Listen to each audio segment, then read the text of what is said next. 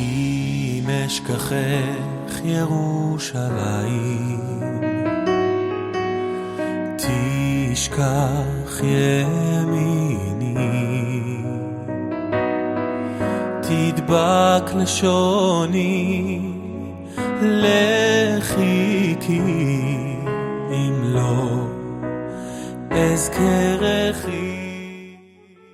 De eso da testimonio el Código Real, como está documentado en el capítulo 15 de Memorias Apostólicas. Y basado en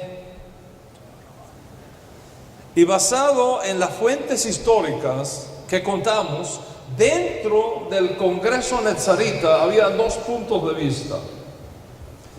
Había un grupo de creyentes que pensaban que debían aceptarlos a los gentiles, debían aceptarnos como parte del movimiento, pero con la condición de que se hicieran judíos, que se convirtieran al judaísmo como judíos según el rito de Moshe. Esa fue una posición. La segunda posición fue aceptarlos como parte del movimiento, pero no con la condición de que se tuviesen que hacer judíos según el rito de Moshe, sino como justos de las naciones, guardando los preceptos que Moisés entregó al pueblo judío para los justos de las naciones. Estos mandamientos, que muchas veces se dan la parte por el todo, mencionando los más importantes, pero que en el judaísmo basta mencionar uno o dos para saber de qué se trata el conjunto. Vienen desde Génesis capítulo 9.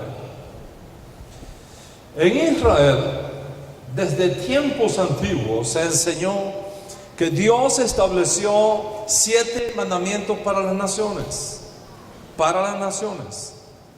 Y también es sabido por nuestras fuentes que Moisés ordenó al pueblo judío enseñar estos mandamientos de Dios a las naciones. 1000 años antes de la creación de la nación de Israel, Dios administraba el mundo a través de estos 7 mandamientos básicos y fundamentales. Un hombre era considerado justo delante de Dios o malvado delante de Dios si caminaba o se separaba de estos mandamientos. Noé fue varón justo delante de Dios, no porque supiese nada, absolutamente nada de Shabbat o de las leyes de purificación familiar o de tefilín o de talit o de tzitzit, porque ninguna de esas cosas existía en aquella época. Él fue un varón justo delante de Dios porque guardó los mandamientos que Dios estableció para aquella generación. Incluso los padres de la nación judía, antes de la entrega de la Torá en Sinaí, se guiaban por estos 7 mandamientos. Y estos 7 mandamientos básicos que son mencionados implícita o explícitamente en la Torá, en los profetas, en el Código Real, incluso en el Talmud, son los siguientes. Número 1, lo abodazara, no idolatría. Ese es número 1, no idolatría. 2, no blasfemia. 3, no asesinato. 4, no robo. 5, no inmoralidad sexual. 6, no comer alimentos prohibidos, especialmente comer las partes de un animal mientras éste todavía vive. Por ejemplo, usted no le puede cortar el rabo a una vaca, hacer un rabo encendido en la casa mientras la vaca está sufriendo en el patio. Es prohibido.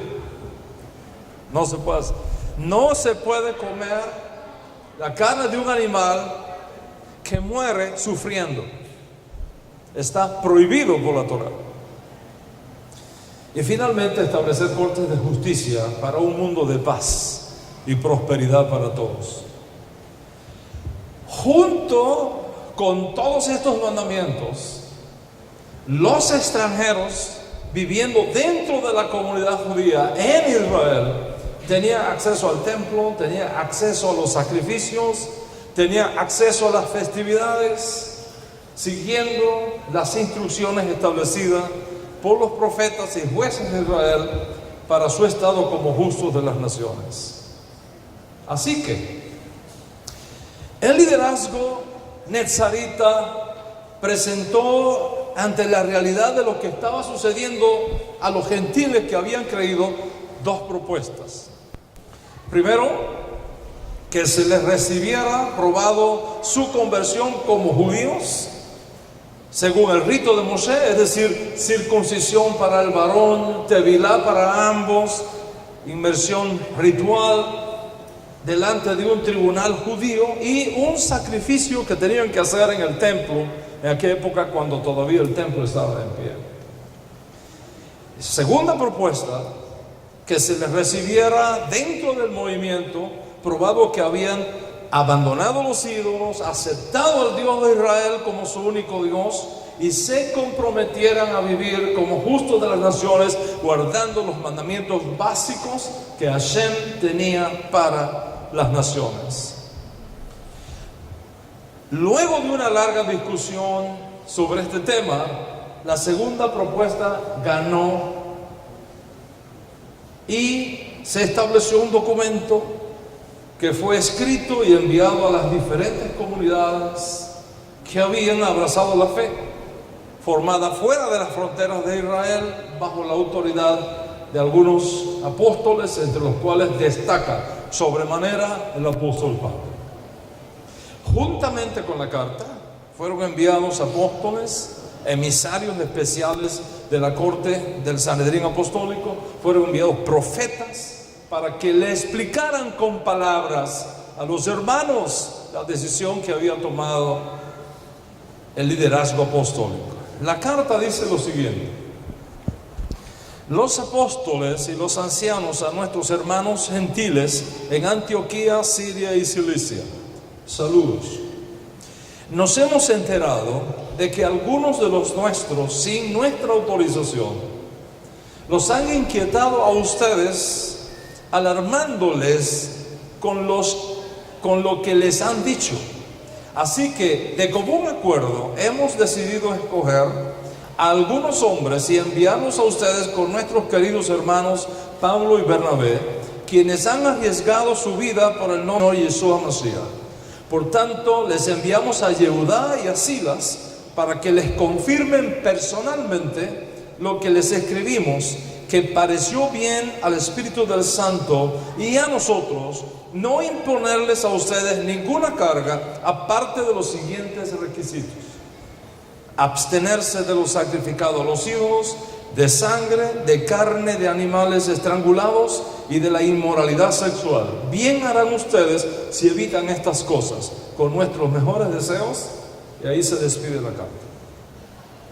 De esta manera quedó establecido que los creyentes de origen gentil no deben ser obligados a hacerse judíos, no deben ser obligados a vivir como judíos, mientras que pueden ser recibidos y bienvenidos y aceptados en el judaísmo nezarita como justos de las naciones. Segundo, deben guardar los 7 mandamientos básicos que el judaísmo desde tiempos inmemoriales ha establecido, nutrirse de la rica savia del judaísmo nezarita, disfrutar de las bondades de la herencia judía recibida, sin exigirles la circuncisión, es decir, sin obligarles a hacerse judíos, sin obligarles a vivir como judíos, no porque fuese un error hacerlo, sino porque no es una exigencia, excepto que voluntariamente quieran hacerlo luego de su conocimiento de la ley de Moisés, al cual escuchaban todos los días de Shabbat en las sinagogas, a donde se congregaban también los creyentes de origen no judío en el primer siglo. Este principio se volvió alajá le Mashiach mi Jerusalén. Es decir, cuando en el judaísmo se dice esto es halajá le Mashiach mi Jerusalén, o cuando en el judaísmo se dice esto es halajá le Moshe mi Sinaí, significa no se puede discutir. Ese asunto de revelación del cielo no se puede discutir. Este principio se volvió halajá le Mashiach mi Jerusalén, un principio del cual no podemos desviarnos so pena de dañar la redención y estorbar lo que Dios está haciendo en el mundo.